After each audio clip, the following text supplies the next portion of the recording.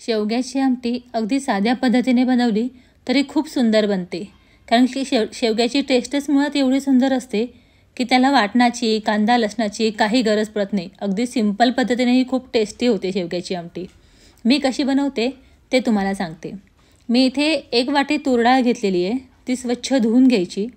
धुवून घेतल्यानंतर मग पाणी घालून ह्याच्यामध्ये कुकरला लावून ह्याला साधारण 4 शिट्ट्या देऊन घ्यायच्या.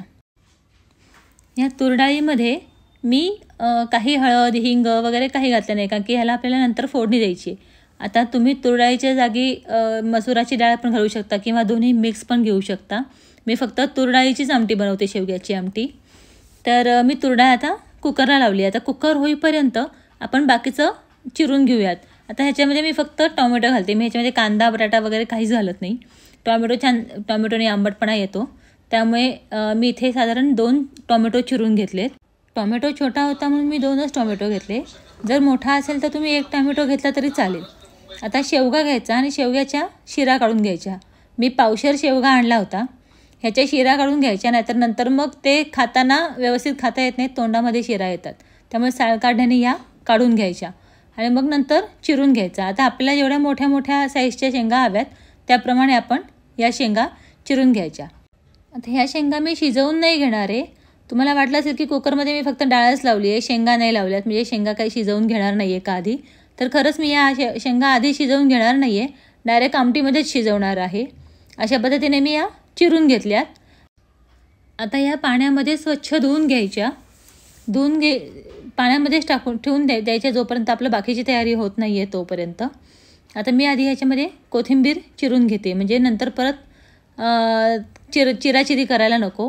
आधीच सगळी चिरून घेतलं सगळ्या वस्तू की मग आपल्याला एक मापी फोडणी देता येते.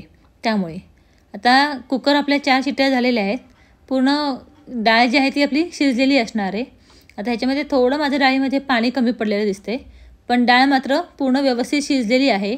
डावेनीसुद्धा ती एकजीव होती आहे, म्हणजे डाळ माझी छान शिजलेली आहे. आता पाणी कमी पडलं म्हणून मी याच्यामध्ये थोडं पाणी घालून ती एकजीव करून घेते, म्हणजे कसं की गोळा होणार नाही डाळीचा. त्यामुळे आधीच पाणी घालून थोडंसं एकजीव करून घ्यायची.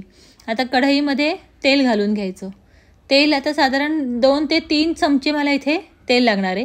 जास्त तेल नाही घातलं आहे, 3 चमचे खूप होतं. नंतर ह्याच्यामध्ये मोहरी घालून घ्यायची. मोहरी तडतडली की मग ह्याच्यामध्ये कढीपत्ता घालून घ्यायचा. कढीपत्ता घालून झाल्यानंतर आपण जो चिरलेला टोमॅटो आहे तो घालून घ्यायचा आणि थोडंसं परतून घ्यायचं. परतून झाल्यानंतर याच्यामध्ये अर्धा चमचा हिंग आणि अर्धा चमचा हळद घालून घ्यायची. जास्त नाही घालायची. हळद आणि हिंग अर्धा चमचाच घालायचं. आणि इथे आपण हळद आणि हिंग घालणार आहोत म्हणून मी डाळ शिजवताना डाळीमध्ये नाही घातलं, नाहीतर डबल होईल. त्यामुळे आता ह्याच्यामध्ये आपण शेवग्याच्या शेंगा डायरेक्ट घालून घ्यायच्या. ह्या शेंगा ज्या आपण आमटीमध्येच उकडतो ना, त्यावेळेला त्याचा वास खूप सुंदर येतो. तुम्ही एकदा अशा पद्धतीने करून बघा.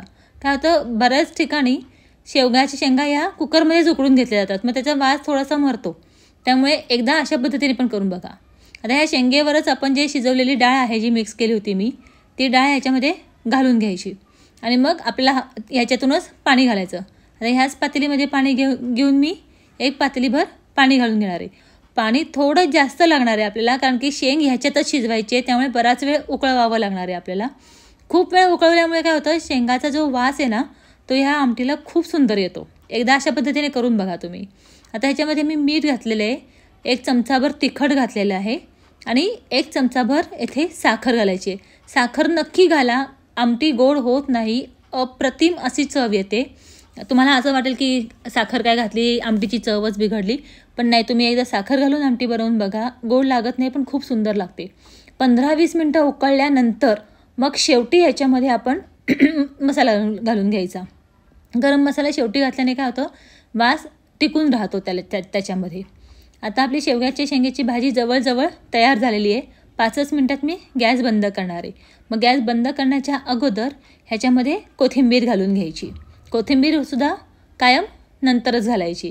कोथिंबीर आणि गरम मसाला भाजीमध्ये कायम शेवटी घालायचा, ज्याच्याने वास जो आहे तो टिकून राहतो. आता कोथिंबीर घातल्यानंतर भाजी मस्त अशी तयार झाली आहे. याला आमटी म्हणावं लागेल. आमटी खूप छान तयार होते. खूप उकळवावी लागते आणि उकळवल्यामुळे त्याचा स्वादही खूप छान येतो.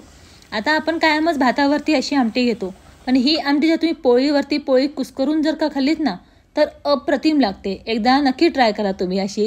म्हणजे बरेच जण खातही असतील. पोळी कुस्करायची, त्याच्यावर गरमागरम ही आमटी घालायची आणि 1 चमचाभर साजूक तूप घालायचं. खूप सुंदर लागतं. एकदा नक्की ट्राय करून बघा. रेसिपी आवडल्यास चॅनलला लाईक, शेअर आणि कमेंट नक्की करा. आणि हो, तुम्ही कुठून हा व्हिडिओ बघताय हे मला नक्की सांगा कमेंटमध्ये. भेटू पुढच्या रेसिपीमध्ये. बाय.